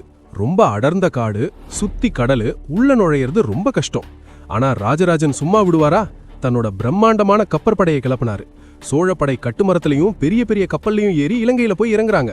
அங்க இருந்த அனுராதாபுரம் கோட்டையா அடிச்சு தும்சம் பண்ணாங்க. இலங்கை ராஜா மகிந்தன் பயந்து போய் தெற்கு பக்கமா காடுகளுக்குள்ள ஓடி ஒளிஞ்சுக்கிட்டாரு. ராஜராஜன் அங்க ஒரு பெரிய வேலையை செஞ்சாரு. அது வரைக்கும் அனுராதாபுரம் தான் இலங்கையோட தலைநகரா இருந்தது. ஆனா ராஜராஜன் அதை மாத்தி புலன்னறுவை அப்படிங்கிற இடத்த தலைநகரா ஆக்கினாரு. அதுக்கு ஜனநாத மங்கலம்னு பேரும் வச்சாரு. இலங்கையோட வடபகுதி முழுக்க இப்போ சோழர்களோட கண்ட்ரோல். அங்க இருக்கிற மக்களுக்கு நம்ம ஊர் சிஸ்டத்தை அறிமுகப்படுத்தினாரு. அங்க ஒரு கல்கோயில் கட்டினாரு. அதுக்கு வானவன் மாதேவி ஈஸ்வரம்னு பேரு. இன்னைக்கும் அந்த கோயில் அங்க இருக்கு. இப்படி கடல் தாண்டி போய் ஒரு நாட்டை பிடிச்சது அந்த காலத்துல உலகத்தையே திரும்பி பார்க்க வச்சது. இப்போ போரெல்லாம் ஒரு பக்கம் இருக்கட்டும், ராஜராஜன் ஏன் இன்னைக்கும் பேசப்படுறாருன்னா அவர் வெறும் சண்டைக்காரர் மட்டும் கிடையாது, ஒரு செம அட்மினிஸ்ட்ரேட்டர். ஒரு நாட்டுல வரி ஒழுங்கா வந்தாதான் நாட்டை நடத்த முடியும்னு அவருக்கு தெரியும். ஆனா வரி எப்படி வாங்குறது, யாருக்கிட்ட எவ்வளவு நிலம் இருக்குன்னே தெரியாம வரி வாங்குறது தப்புன்னு நினைச்சாரு. அங்கதான் அவரோட மாஸ்டர் மைண்ட் வேலை செஞ்சது. கிபி 1001ல ஒரு அதிரடி உத்தரவு போட்டாரு. நாடு முழுக்க இருக்கிற நிலத்தை 1 இன்ச் விடாம அளக்கணும்னு சொன்னாரு. அதுக்குன்னே உலகளந்தான் கோல் அப்படின்னு ஒரு அளவுகோலை உருவாக்குனாரு. இன்னைக்கு நாம சர்வேயர் வச்சு நிலத்தை அளக்குறோம்ல, அதுக்கெல்லாம் தாத்தா நம்ம ராஜராஜன் தான். ஊரா அதிகாரிகள் போனாங்க. எது நன்செய் நிலம், அதாவது தண்ணி வர நிலம், எது புன்செய் நிலம், அதாவது வானம் பார்த்த பூமி, எது ஊர்நத்தம், எது மயானம்னு எல்லாத்தையும் பிரிச்சு லிஸ்ட் எடுத்தாங்க. ஒரு சின்ன நிலத்துல ஒரு வருஷத்துக்கு எவ்வளவு நெல் விளையும்னு கணக்கு போட்டு அதுக்கு ஏத்த மாதிரி வரி வசூல் செஞ்சாரு. இதுல என்ன ஒரு ஸ்பெஷாலிட்டினா, விளைச்சல் இல்லையா அப்போ வரி கட்ட வேணாம் அப்படின்னு ஒரு நியாயமான முறையை கொண்டு வந்தாரு. இதனால மக்களுக்கு ராஜராஜன் மேல பயங்கர மரியாதை வந்துச்சு. நிலத்தை அளந்து முறைப்படுத்தினதுனால தான் இவருக்கு உலகளந்த சோழன்னு ஒரு பேரு கிடைச்சது. இந்த வரிப்பணம் எல்லாம் அரசாங்க கஜானாவை கும்முன்னு நிரப்புச்சு. இப்போ கையில காசு இருக்கு, அதிகாரம் இருக்கு, நாடு முழுக்க அமைதி இருக்கு. ராஜராஜன் மனசுல ஒரு பெரிய பிளான் ஓடுது. நாம போவோம் வருவோம், ஆனா சோழர்களோட இந்த அதிகாரம் 1000 வருஷம் கழிச்சும் உலகத்துக்கு தெரியணும்னு நினைச்சாரு. அதுக்காக அவர் ஆரம்பிச்சதுதான் தஞ்சை பெரிய கோயில் வேலை. இது வெறும் கோயில் மட்டும் இல்ல, இது ஒரு சோழர்களோட ஸ்டேட்மெண்ட். ஆனா இதுல இருந்த பெரிய சிக்கல் என்னன்னா, தஞ்சாவூர் சுத்துப்பத்தத்துல எங்கேயுமே ஒரு சின்ன பாறை கூட கிடையாது. ஆனா கோயிலோ முழுக்க முழுக்க கல்லாலேயே கட்டணும்னு முடிவு பண்ணிட்டாரு. அப்புறம் எங்க இருந்து கல் வந்தது? திருச்சி மலைக்கோட்டை பக்கத்துல இருந்தும் மத்த இடங்கள்ல இருந்தும் லட்சக்கணக்கான டன் பாறைகளை வெட்டி எடுத்தாங்க. யானைகளை வச்சு ஆத்து வழியா தெப்பத்துல வச்சு இழுத்துட்டு வந்து சேர்த்தாங்க. அந்த காலத்துல கிரேன் கிடையாது, மிஷின் கிடையாது. ஆனா வெறும் மனித உழைப்பை வச்சு 216 அடி உயரத்துக்கு கோபுரத்தை எழுப்புனாங்க பாருங்க. அதுதான் தமிழனோட இன்ஜினியரிங் கெத்து. கோபுர உச்சிக்கு அந்த பெரிய பிரம்ம மந்திர கல்லை எப்படி ஏத்துனாங்கன்னு இன்னைக்கும் ஒரு பெரிய விவாதம் நடக்குது. சாரப்பள்ளம் அப்படின்னு ஒரு இடத்தை உருவாக்கி பல கிலோமீட்டர் தூரத்துக்கு சாய்வான பானை அமைச்சு கொண்டு போனாங்கன்னு சொல்றாங்க. அதுவும் வெறும் 6 வருஷத்துல இந்த வேலையை முடிச்சிருக்காங்கன்னா பாத்துக்கோங்க. ராஜராஜன் அங்க வெறும் ராஜாவா மட்டும் இல்லாம ஒரு சூப்பர்வைசரா அங்கேயே தங்கி இருந்து வேலையை கவனிச்சாரு. கோயிலுக்கு வேலை செஞ்ச சிற்பிகள், தச்சர்கள், நடன கலைஞர்கள்னு எல்லாருக்கும் ஊர்லயே நிலம் கொடுத்து அவங்க வாழ்க்கையை செட்டில் பண்ணாரு. இந்த கோயில்ல இருக்கிற இன்னொரு ஆச்சரியம் அங்க இருக்கிற கல்வெட்டுகள். ராஜராஜன் செஞ்ச ஒரு மிகப்பெரிய விஷயம் என்னன்னா, கோயிலை கட்ட உதவி செஞ்ச ஒவ்வொருத்தரோட பேரையும் அங்க செதுக்க வச்சாரு. ஒரு சின்ன வேலை செஞ்சவனை கூட அவர் விடல. அப்புறம் அங்க இருக்கிற ஓவியங்கள், அதுக்கு அவங்க பயன்படுத்தின கலர் எல்லாம் 1000 வருஷம் ஆகியும் இன்னும் அப்படியே இருக்கு. இதுதான் அந்த காலத்து தமிழனோட டெக்னாலஜி. கோயில் வேலை ஒரு பக்கம் நடந்துட்டு இருக்கும் போதே ராஜராஜன் தன் மகன் ராஜேந்திர சோழனை அடுத்த கட்டத்துக்கு தயார் பண்ணாரு. நான் பூரண பிடிச்சேன், நீ இதை கடல் தாண்டி கொண்டு போகணும்னு சொல்லி கொடுத்தாரு. ராஜராஜனோட காலத்துல தான் மெய்கீர்த்தி எழுதுற பழக்கம் ரொம்ப பிரபலமாச்சு. அதாவது ராஜா என்னென்ன செஞ்சாருன்னு ஒரு கவிதை மாதிரி கல்வெட்டுல ஆரம்பத்துல வரும். இதுக்கு முன்னாடி இருந்த ராஜாக்கள் எல்லாம் இதை அவ்வளவா பண்ணல. ஆனா ராஜராஜன் இதை பண்ணதுனாலதான் இன்னைக்கு நம்மால இவ்வளவு டீட்டெயிலா வரலாற பேச முடியுது. நிர்வாகத்துல ராஜராஜன் செஞ்ச இன்னொரு புரட்சி உள்ளாட்சி தேர்தல். இன்னைக்கு நாம ஓட்டு போடுறோம்ல, அதை அப்பவே அவர் கொண்டு வந்துட்டாரு. உத்திரமேரூர் கல்வெட்டுல இத பத்தி தெளிவா இருக்கு. தகுதி உள்ளவங்க மட்டும்தான் தேர்தல்ல நிக்கணும். அதுவும் குடவோலை முறையில ஆட்களை தேர்ந்தெடுத்தாங்க. யாராவது தப்பு பண்ணா அவங்கள உடனே பதவியை விட்டு தூக்கிடுவாங்க. ஊழல் பண்றவங்களுக்கு அங்க இடமே கிடையாது. ராஜராஜனோட கடைசி காலத்தை பத்தி பார்த்தா அது ஒரு சின்ன மர்மமாவே இருக்கு. இவ்வளவு பெரிய கோயில் கட்டினாரு, இவ்வளவு நாடுகளை பிடிச்சாரு. ஆனா அவரோட சமாதி எங்க இருக்குன்னு இன்னைக்கும் ஒரு பெரிய கேள்விக்குறிதான். தஞ்சாவூர் பக்கத்துல இருக்கிற உடையாளூர்ல ஒரு சின்ன இடம் இருக்கு. அதுதான் அவரோட சமாதி அப்படின்னு மக்கள் நம்புறாங்க. ஆனா ஒரு பேரரசனோட சமாதி இவ்வளவு சின்னதா இருக்குமான்னு ஒரு சந்தேகம் இருக்கு. ஒருவேளை அவர் மறைவை ரொம்ப எளிமையா வச்சுக்கணும்னு நினைச்சாரா, இல்ல அதுக்கு பின்னாடி வேற ஏதும் காரணம் இருக்கான்னு தெரியல. ஆனா ஒண்ணு மட்டும் நிஜம், ராஜராஜன் போட்டு கொடுத்த அந்த பாதையில தான் ராஜேந்திர சோழன் கடல் கடந்து கடாரம் வரைக்கும் போய் ஜெயிக்க முடிஞ்சது. துரகத்துல ஆரம்பிச்ச அந்த பயணம் ஒரு மாபெரும் பொற்காலத்துல வந்து முடிஞ்சது. ராஜராஜன் ஒரு ராஜா மட்டும் இல்ல, அவர் ஒரு சகாப்தம். அவர் கட்டின அந்த பெரிய கோயில் இன்னும் 1000 வருஷம் ஆனாலும் தமிழனோட வீரத்தையும் அறிவையும் உலகத்துக்கு சொல்லிக்கிட்டே இருக்கும். ராஜராஜன் ஏத்தி வச்ச அந்த நெருப்பு இருக்கு பாருங்க, அது அவரோட மகன் முதலாம் ராஜேந்திர சோழன் காலத்துல ஒரு எரிமலையா வெடிச்சதுன்னு தான் சொல்லணும். அப்பா 8 அடி பாஞ்சா மகன் 16 அடி பாய்வாருன்னு சொல்லுவாங்கல்ல, அது ராஜேந்திர சோழனுக்கு அப்படியே பொருந்தும். அப்பா ஒரு கோயிலை கட்டினார்னா மகன் ஒரு நகரத்தையே உருவாக்குனாரு. அப்பா இலங்கையோட ஒரு பகுதியை ஜெயிச்சார்னா மகன் ஒட்டுமொத்த தென்கிழக்கு ஆசியாவையே தன் குடை கீழ் கொண்டு வந்தாரு. கிபி 1014ல ராஜேந்திர சோழன் முறைப்படி அரியணை ஏறாரு. ஆனா இவர் பதவி ஏற்கும்போது ஒன்னும் கத்துக்குட்டி இல்ல. ஏன்னா அவரோட அப்பா ராஜராஜன் உயிரோட இருந்தப்பவே அவருக்கு துணையா நின்னு பல போர்க்களங்களை முன்னின்று நடத்தின ஒரு செதுக்கப்பட்ட போர் வீரன் தான் இந்த ராஜேந்திரன். இவருக்கு மதுராந்தகன் இன்னொரு பேரும் உண்டு. அப்பா ராஜராஜன் என்ன செஞ்சார்னா தம் மகளுக்கு போர்க்களத்துல நேரடி பயிற்சி கொடுத்தாரு. அதனாலதான் ராஜேந்திரன் அரியணை ஏறின உடனே இனிமே நாம தற்காப்பாட்டு ஆடக்கூடாது, அதிரடி ஆட்டம் தான் முடிவு பண்ணாரு. அவர் பதவிக்கு வந்த உடனே போட்ட முதல் ஸ்கெட்சு இலங்கை. நீங்க கேட்கலாம், ராஜராஜ சோழனே இலங்கையை ஜெயிச்சிட்டாரே, அப்புறம் எதுக்கு மறுபடியும் அங்க போகணும்னு? அங்கதான் ஒரு விஷயம் இருக்கு. ராஜராஜன் காலத்துல இலங்கையோட வடபகுதியை மட்டும்தான் நம்ம பிடிச்சிருந்தோம். தெற்கு பகுதியான ருகுணு நாட்டுல சிங்கள மன்னன் 5ஆம் மகிந்தன் ஆட்சி செஞ்சுட்டு இருந்தான். அவன் பாண்டியர்களோட அரச முடிகளையும் நகைகளையும் ஒளிச்சு வச்சிருந்தான். அது மட்டும் இல்லாம சோழர்களுக்கு எதிராக சின்ன சின்ன கலகங்களையும் பண்ணிக்கிட்டு இருந்தான். ராஜேந்திரன் யோசிச்சாரு, இதை இப்படியே விட்டா வேலைக்கு ஆகாது, மொத்தமா ஒரு முடிவு கட்டணும்னு. கிபி 1017ல ஒரு மிகப்பெரிய கப்பற்படையை அனுப்பி இலங்கையை ஒரு கை பார்த்தாரு. அந்த போர் இப்படி இருந்தது தெரியுமா? எதிரிகளால மூச்சு கூட விட முடியல. சோழப்படை மின்னல் வேகத்துல முன்னேறி சிங்கள மன்னன் 5ஆம் மகிந்தனை புடிச்சு அவனோட பொண்டாட்டி பிள்ளைங்க எல்லாத்தையும் சிறைபிடிச்சு தஞ்சாவூருக்கு கொண்டு வந்தாங்க. சுமார் 1200 வருஷங்களுக்கு பிறகு முழு இலங்கையும் ஒரு தமிழ் மன்னனோட கட்டுப்பாட்டுக்குள்ள வந்தது இதுதான். இன்னைக்கு வரைக்கும் இலங்கையில இருக்கிற பல சிதைந்து போன சோழர் காலத்து கோயில்கள் இந்த வெற்றிக்கு சாட்சியா நிக்குது. ஆனா ராஜேந்திரன் இதோட திருப்தி அடையல. அவரோட பார்வை இப்போ வட இந்தியா பக்கம் திரும்பிச்சு. சோழ புலிக்கொடி கங்கை நதி கரையிலையும் பறக்கணும், இதுதான் ராஜேந்திரனோட அடுத்த லட்சியம். அந்த காலத்துல தென்னிந்தியாவில இருந்து ஒரு மன்னன் கங்கை வரைக்கும் போறதுங்கிறது சும்மா சாதாரண விஷயம் கிடையாது. ஆனா ராஜேந்திரன் அதை செஞ்சு காட்டினாரு. தன்னோட தளபதி அரையன் ராஜராஜன் தலைமையில ஒரு பெரும் படையை அனுப்புனாரு. இந்த படை எப்படி போச்சு தெரியுமா? வேகம் விவேகம், அவ்வளவுதான். ஒடிசா வழியா முன்னேறி வங்காளத்தை குடி வச்சாங்க. அப்போ வங்காளத்தை பால வம்சத்தை சேர்ந்த மகிபாலன் அப்படிங்கிற மன்னன் ஆண்டுகிட்டு இருந்தான். அவனுக்கு தான் ஒரு பெரிய ஆளுன்ற திமிர் இருந்தது. ஆனா சோழப்படை முன்னாடி அவனால நிக்க முடியல. கங்கை நதி கரையில நடந்த அந்த போர்ல மகிபாலன் படுதோல்வி அடைஞ்சான். இந்திய வரலாற்றிலேயே தெற்கிலிருந்து ஒரு மன்னன் வடக்கு நோக்கி போய் கங்கை வரைக்கும் இருக்கிற எல்லா ராஜாக்களையும் ஜெயிச்சது இதுதான். ஒரு மாபெரும் சாதனை. சரி, கங்கை நதி வரைக்கும் போய் அந்த ஊர் ராஜாக்களை எல்லாம் அடிச்சு துவம்சம் பண்ணியாச்சு.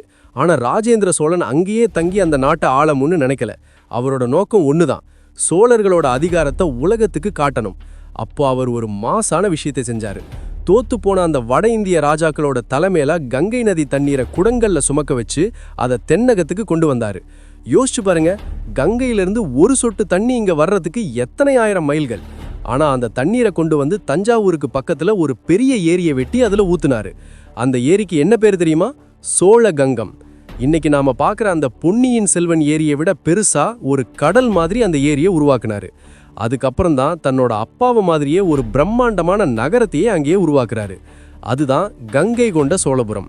டிஎன் இன்ஃபோ நேயர்களே, அங்கேயும் தஞ்சை பெரிய கோயில மாதிரியே ஒரு கோயிலை கட்டினாரு. ஆனா ஒரு வித்தியாசம், தஞ்சை கோயில் கூர்மையா கம்பீரமா மேலே எழும்பி நிற்கும்.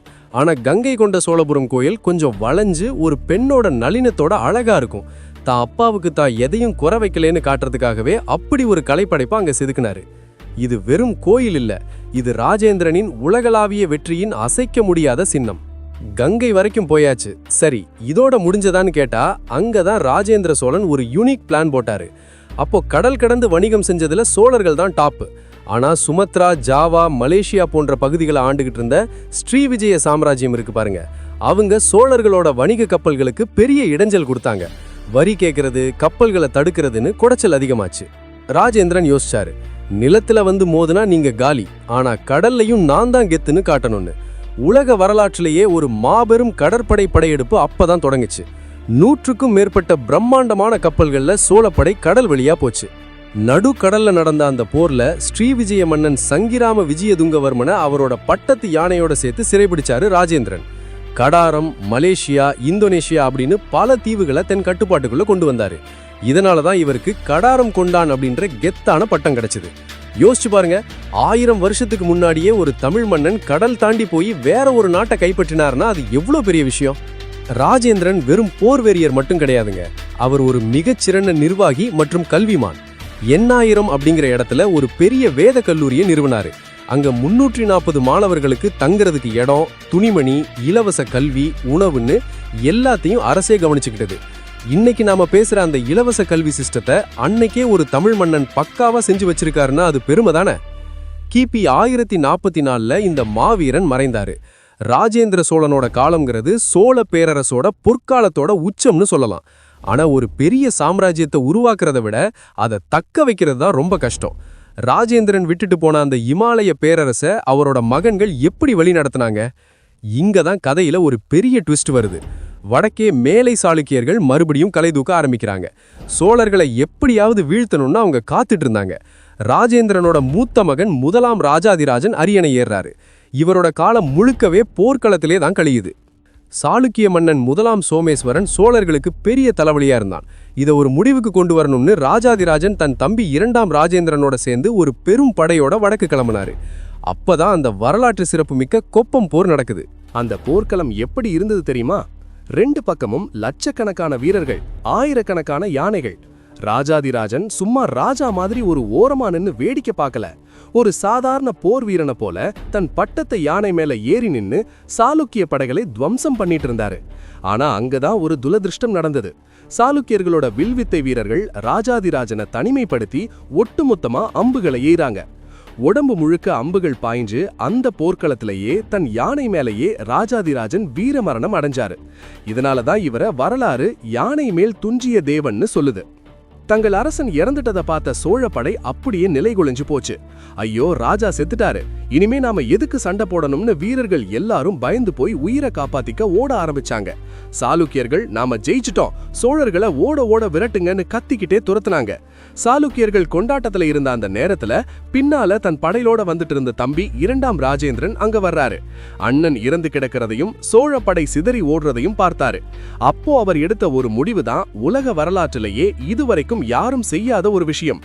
ஓடுற வீரர்களை பார்த்து கர்ஜிச்சாரு, நில்லுங்க, எதிரி நம்ம ராஜாவை கொன்னுட்டான், ஆனா நம்ம வீரத்தை கொல்ல முடியுமா? பழி வாங்காம ஓடுறது ஒரு தமிழ் வீரனுக்கு அழகா அப்படின்னு கத்துனாரு. அந்த நிமிஷமே தன் அண்ணன் ரத்தம் சிந்தி இறந்து கிடந்த அதே போர்க்களத்துல ஒரு தற்காலிக மேடை அமைச்சோ இல்ல சும்மா நின்னபடியோ அந்த ரத்தவாட வீசுற காத்திலேயே தனக்கு தானே மகுடம் சூட்டிக்கிட்டு சோழ பேரரசின் அடுத்த மன்னனா அறிவிச்சாரு. டிஎன் இன்ஃபோ நேயர்களே, யோசிச்சு பாருங்க, சுத்தி பெணம் விழுது, போர் நடக்குது, ஆனா ஒருத்தன் பயப்படாம அங்கேயே அரியணை ஏறான்னா அது எவ்வளவு பெரிய தைரியம்! உலக வரலாற்றிலேயே போர்க்களத்துல முடிசூட்டிக்கிட்ட ஒரே மன்னன் இவர்தான். அந்த புது தெம்போட சோழ படைகள் மறுபடியும் சாளுக்கியர்களை தாக்குனாங்க. சாளுக்கிய மன்னன் சோமேஸ்வரன் பயந்து போய் ஓடியே போயிட்டான். 2ஆம் ராஜேந்திரனுக்கு அப்புறம் அவரோட தம்பி வீரராஜேந்திரன் ஆட்சிக்கு வர்றாரு. இவர் காலத்துல சாளுக்கியர்கள் மறுபடியும் முதல்ல இருந்த ரேஞ்சுக்கு படையெடுத்து வந்தாங்க. அப்போ நடந்ததுதான் அந்த புகழ்பெற்ற கூடல் சங்கம போர். இந்த வீரராஜேந்திரன் எப்படின்னா அடிக்கிற அடியில எதிரிக்கு அடுத்த 7 தலைமுறைக்கு வலிக்கும். அந்த போர்ல சாளுக்கியர்களை துவம்சம் பண்ணி அவங்களோட மானத்தையே கப்பல் ஏத்தினாரு. அது மட்டும் இல்லாம கடாரம், அதாவது மலேசியா பகுதியில கலகம் வெடிச்சப்போ இவரும் ஒரு கப்பற்படையை அனுப்பி அங்கேயும் சோழ புலிக்கொடியை நிலைநாட்டினாரு. வீரராஜேந்திரன் ஒரு சிறந்த தமிழ் ஆர்வலரும் கூட. அவரோட காலத்துலதான் வீர சோழியம் அப்படிங்கிற இலக்கண நூல் எழுதப்பட்டது. இவ்வளோ வீரமான சகோதரர்கள் ஆட்சி செஞ்ச அந்த 30 வருஷங்கள் சோழ நாடு ஒரு இரும்பு கோட்டையா இருந்தது. மக்களே, நாம இப்போ சோழ வரலாற்றோட ஒரு மிக முக்கியமான திருப்பு முனையில நிக்கிறோம்.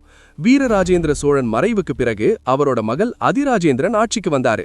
ஆனா துரதிருஷ்டவசமா சில மாதங்கள்லேயே அவர் ஒரு உள்நாட்டு புரட்சியில கொல்லப்படுறாரு. இதோட விஜயாலய சோழன் ஆரம்பிச்சு வச்ச அந்த நேரடி ஆண் வாரிசு வம்சம் முடிவுக்கு வருது. இங்கதான் நிறைய பேருக்கு ஒரு குழப்பம் வருது. அப்போ சோழ வம்சம் இதோட முடிஞ்சு போச்சா, அதுக்கப்புறம் வந்தவங்க தெலுங்கர்களா அப்படின்னு ஒரு தவறான தகவல் சுத்திக்கிட்டு இருக்கு. வரலாற்று உண்மைகளை நாம இப்போ தெளிவா புரிஞ்சுக்கணும். அதிராஜேந்திரனுக்கு பிறகு அரியணை ஏறினவர் தான் முதலாம் குலோத்துங்க சோழன். இவரை சாளுக்கிய சோழ வம்சம்னு சொல்றாங்க. ஆனா இவர் ஏதோ ஒரு அந்நிய நாட்டுக்காரர் கிடையாது.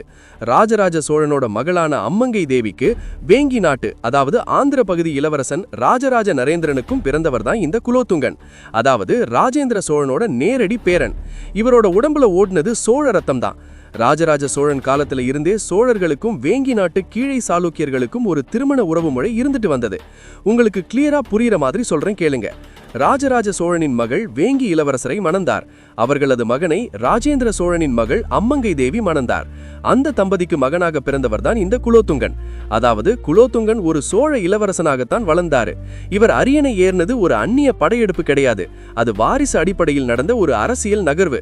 சோழ நாடு ஒரு வாரிசு இல்லாத சூழல்ல இருந்தப்போ திறமையான வீரரான குலோத்துங்கன் வந்து நாட்டை தாங்கி பிடிச்சாரு. இங்க இன்னொரு விஷயம் சொல்லணும். மக்கள் சில சமயம் இந்த மாற்றத்தையும் பின்னாடி வர்ற விஜயநகர பேரரசையும் குழப்பிப்பாங்க. விஜயநகர பேரரசுங்கிறது கிபி 1336ல தான் உருவாகுது. அது சோழர் காலம் முடிஞ்சு பல 100 வருஷம் கழிச்சு வந்தது. அதனால சோழர்களோட இந்த வம்ச மாற்றத்துக்கும் விஜயநகரத்துக்கும் எந்த சம்பந்தமும் கிடையாது. குலோத்துங்கன் முழுக்க முழுக்க சோழ பண்பாட்டுல வளர்ந்தவர். சரி, இப்போ உங்களுக்கு ஓவரால் கிளியரா இருக்கும்னு நினைக்கிறேன். இப்போ கதைக்குள்ள வரலாம். குலோத்துங்க சோழன் அரியணை ஏறினப்போ சோழ பேரரசு பெரிய சிக்கல்ல இருந்தது. 4 பக்கமும் பகைவர்கள். ஆனா இவர் தன்னோட தாத்தா ராஜேந்திர சோழன மாதிரியே செம புத்திசாலி. இவர் செஞ்ச முதல் வேலை மக்களோட சுமையை குறைச்சதுதான். அப்போ வணிகம் செய்யும் போது விற்கப்படும் பொருட்களுக்கு சுங்கம் வசூலிக்கப்பட்டு வந்தது. இதனால விலைவாசி அதிகமா இருந்தது. குலோத்துங்கன் அந்த சுங்க வரியை மொத்தமா ரத்து பண்ணாரு. இதனாலதான் இவருக்கு சுங்கம் தவிர்த்த சோழன் அப்படின்ற பேர் கிடைச்சது. ஒரு அரசன் வரியை குறைக்கிறதுங்கிறது அந்த காலத்துல எவ்வளவு பெரிய விஷயம்னு யோசிச்சு பாருங்க. குலோத்துங்க சோழன் காலத்துல தான் சீனாவுக்கும் சோழர்களுக்கும் இருந்த வணிக தொடர்பு உச்சத்தை தொட்டுச்சு. கிபி 1077ல சுமார் 72 வணிகர்களை கொண்ட ஒரு பெரிய தூதுக்குழுவை சீனாவுக்கு அனுப்பி வச்சாரு. சீன வரலாற்று குறிப்புகள்ல சூலியன், அதாவது சோழ நாட்டு மன்னன் குலோத்துங்கனை பத்தி ரொம்ப சிறப்பா எழுதப்பட்டிருக்கு. கடல் கடந்து வணிகம் செஞ்சதுல குலோத்துங்கன் தன் தாத்தா ராஜேந்திர சோழனுக்கு குறையாதவர்னு இதுல இருந்து தெரியுது. நில அளவை முறையிலையும் இவர் பல சீர்திருத்தங்களை கொண்டு வந்தாரு. இவரோட 50 வருஷ கால ஆட்சி சோழ பேரரச வீழ்ச்சியில இருந்து காப்பாத்தி மறுபடியும் ஒரு வலிமையான சக்தியா மாத்துச்சு. முதலாம் குலோத்துங்க சோழன் ஒரு செம சாணக்கியன். சுங்கவரியை தள்ளுபடி செஞ்சு பொருளாதாரத்தை நிமிர்த்தினாரு. அவருக்கு அப்புறம் அவரோட மகன் விக்ரம சோழன் கிபி 1118ல அரியணை ஏறாரு. இவரோட காலம் ஓரளவுக்கு அமைதியா தான் போச்சு. இவர் பெரிய போர்ல எல்லாம் ஆர்வம் காட்டலனாலும் பக்தியில பயங்கரமா இறங்கிட்டாரு. சிதம்பரம் நடராஜர் கோயில்ல இன்னைக்கு நாம பார்க்குற பல கோபுரங்கள், பிரகாரங்கள் எல்லாம் இவர் போட்ட பிச்சை தான். சொல்லப்போனா போர் செஞ்சு சம்பாதிச்ச பணத்தை எல்லாம் கோயில் திருப்பணிக்கே செலவு பண்ணாரு. அவருக்கு அப்புறம் வந்த 2ஆம் குலோத்துங்கன் காலத்துல தான் தமிழ் இலக்கியத்தோட ஒரு மைல்கல் உருவாச்சு. அதுதான் நம்ம சேக்கிலார் பெருமான் எழுதின பெரிய புராணம். ஆனா இவங்க 2 பேருக்கும் அப்புறம் ஒருத்தர் வந்தாரு பாருங்க, அவருதான் சோழர்களோட கலை ஆர்வத்தை அடுத்த லெவலுக்கு கொண்டு போன 2ஆம் ராஜராஜன். கிபி 1146ல 2ஆம் ராஜராஜன் ஆட்சிக்கு வர்றாரு. இவரு தஞ்சை பெரிய கோயில் மாதிரி நானும் ஒன்னு கட்டுவேன்னு அடம்பிடிச்சு கட்டினதுதான் கும்பகோணம் பக்கத்துல இருக்கிற தாராசுரம் ஐராமதேஸ்வரர் கோயில். மக்களே, தஞ்சை பெரிய கோயில்ல நீங்க பிரம்மாண்டத்தை பார்த்திருப்பீங்க. கங்கை கொண்ட சோழபுரத்துல ஒரு விதமான அமைதியை உணர்ந்திருப்பீங்க. ஆனா தாராசுரத்துல நீங்க பார்க்க போறது வெறும் நுட்பம் கிடையாது, அது மேஜிக். ஒரு கல்லுல இவ்வளவு வேலைப்பாடான்னு வாயை பிளக்க வைக்கும். இந்த 2ஆம் ராஜராஜன் எப்படின்னா, ஒரு போர் வீரனா இருக்கிறத விட கலையனா இருக்கத்தான் ஆசைப்பட்டாரு. இந்த கோயிலோட ஸ்பெஷாலிட்டியே அதோட டிசைன் தான். இது ஒரு சாதாரண கோயில் இல்ல, இது ஒரு கற்கோயில் தேர். அதாவது வானத்துல இருந்து ஒரு தேரே இறங்கி வந்து பூமியில நின்னது போல இந்த கோயிலை வடிவமைச்சிருக்காங்க. குதிரைகளும் யானைகளும் அந்த தேரை இழுத்துட்டு போற மாதிரி இருக்கிற அந்த சிற்பங்களை இன்னைக்கு பார்த்தாலும் அது ஏதோ நிஜமாவே ஓடிக்கிட்டு இருக்கிற மாதிரி ஒரு ஃபீல் கொடுக்கும். இந்த கோயில்ல இருக்கிறதுலயே பெரிய ஆச்சரியம் எது தெரியுமா? அங்க இருக்கிற இசைப்படிகள். இது உலகத்துல வேற எங்கேயுமே பார்க்க முடியாத ஒரு அதிசயம். அந்த 7 கல்படிகள்ல நீங்க மெதுவா தட்டுனீங்கன்னா ச ரி க ம ப த நி அப்படிங்கிற 7 ஸ்வரங்களும் அச்சசலா கேட்கும். யோசிச்சு பாருங்க மக்களே, இன்னைக்கு கம்ப்யூட்டர் வச்சு டிசைன் பண்ணவே கஷ்டப்படுறோம். ஆனா 1000 வருஷத்துக்கு முன்னாடி ஒரு உளியையும் சுத்தியலையும் வச்சு ஒரு கல்லோட அடர்த்தியை எப்படி கணக்கு பண்ணி செதுக்கி இருந்தா அதுல இருந்து மியூசிக் வரும். இது சோழர்களோட இன்ஜினியரிங் அறிவுக்கு ஒரு ஆகச்சிறந்த உதாரணம். இந்த கோயில்ல இருக்கிற ஒவ்வொரு தூணும் ஒரு கதை சொல்லும். அதுல ஒரு முக்கியமான சிற்பம் யானை காளை இல்யூஷன். அதாவது நீங்க ஒரு ஆங்கிள்ல பார்த்தா அது துத்திக்கையை தூக்கிட்டு இருக்கிற யானை மாதிரி தெரியும். ஆனா இன்னொரு பக்கம் இருந்து பார்த்தா அது முட்டை வர்ற காளை மாதிரி தெரியும். ஒரே ஒரு தலையை வச்சு 2 உருவங்களை உருவாக்குற அந்த சிற்பியோட ஐக்கியூ எந்த லெவல்ல இருந்திருக்கும்னு பாருங்க. ஆனா இவ்வளவு கலை, பக்தி, சிற்பம்னு 2ஆம் ராஜராஜன் மெய் மறந்து இருந்தப்போ தெற்கே ஒரு பெரிய ஆபத்து மெல்ல மெல்ல முளைக்க ஆரம்பிச்சது. அது வரைக்கும் சோழர்களுக்கு அடங்கி கிடந்த பாண்டியர்கள் இப்ப மெல்ல மெல்ல தலையை தூக்க ஆரம்பிச்சாங்க. 2ஆம் ராஜராஜனுக்கு அப்புறம் வாரிசு போர், குழப்பம்னு சோழ தேசம் கொஞ்சம் தள்ளாடுச்சு. இந்த இக்கட்டான சூழல்ல தான் சோழர்களின் கடைசி வீர மன்னனா கருதப்படுற 3ஆம் குலோத்துங்கன் சீன்ல வர்றாரு. 3ஆம் குலோத்துங்கன் நம்ம பாட்டன் ராஜராஜன், ராஜேந்திரன்லாம் எப்படி கெத்தா இருந்தாங்க, அதே மாதிரி நாம ஏன் இப்படி அடங்கி போகணும்னு ஒரு ஆக்ரோஷத்தோடவே களமிறங்கினாரு. இவரோட காலம் கிபி 1178 முதல் 1218 வரை.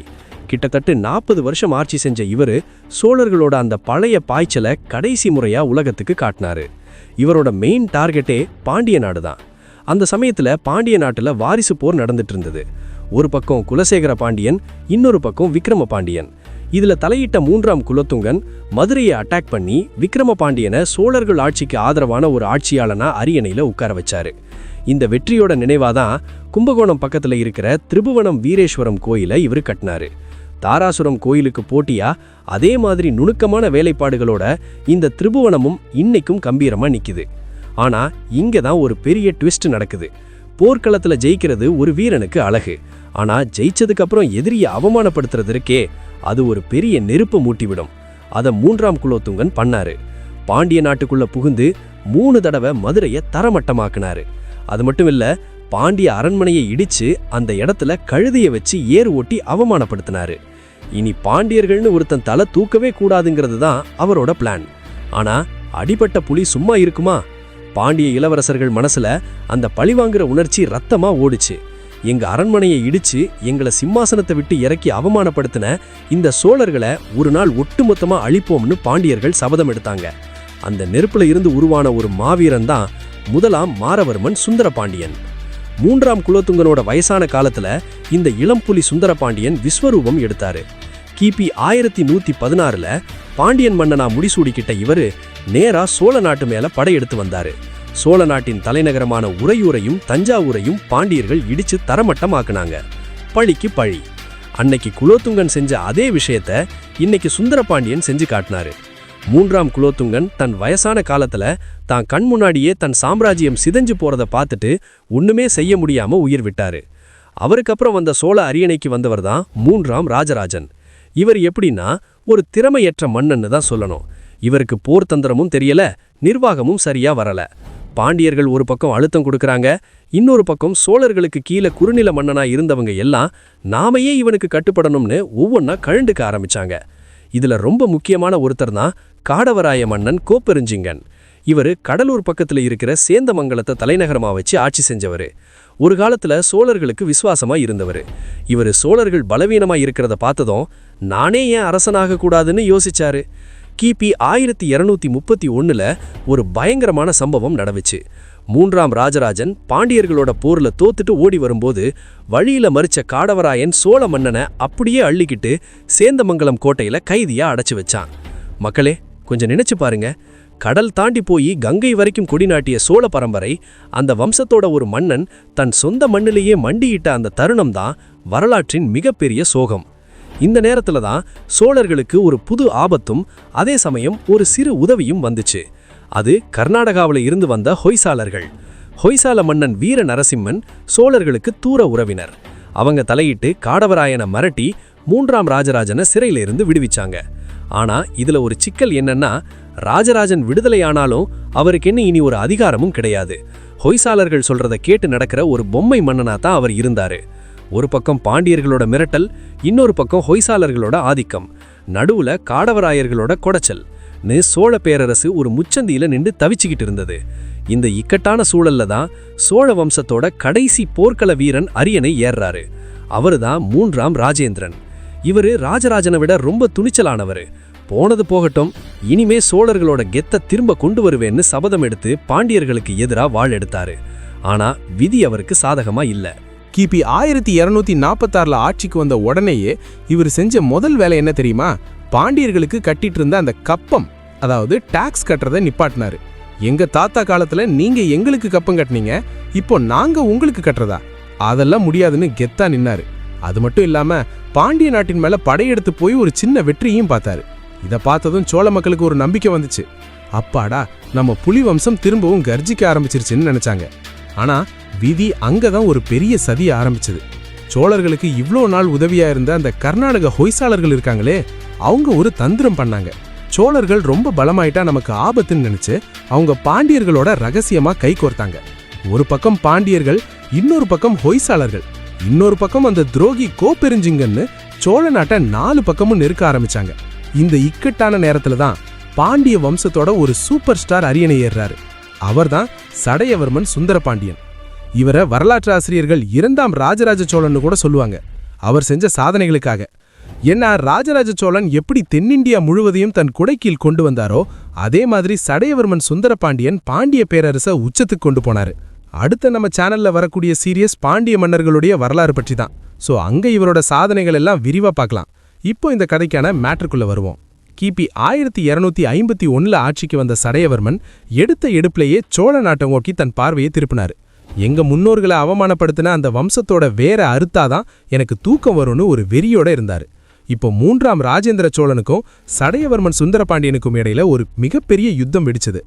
இந்த யுத்தத்துல சோழர்களுக்கு பெரிய பின்னடைவு ஏற்பட்டுச்சு. ராஜேந்திர சோழன் எவ்வளவோ போராடியும் பாண்டியர்களோட அந்த பிரம்மாண்டமான படையை அவரால் சமாளிக்க முடியல. தன் நாடு கொஞ்சம் கொஞ்சமா தன் கையை விட்டு போறத அவர் கண்ணாலேயே பார்த்தாரு. சோழர்களின் கோட்டைகள் ஒவ்வொன்னா பாண்டியர்களின் வசமாச்சு. தஞ்சாவூரும் உறையூரும் பாண்டியர்களின் காலடிக்கு கீழே வந்துச்சு. இந்த தோல்விக்கு அப்புறம் 3ஆம் ராஜேந்திரன் ஒரு பேரளவிலான மன்னனா பாண்டியர்களுக்கு கட்டுப்பட்ட ஒரு சிற்றரசன் மாதிரி தான் காலம் தள்ள வேண்டியிருந்தது.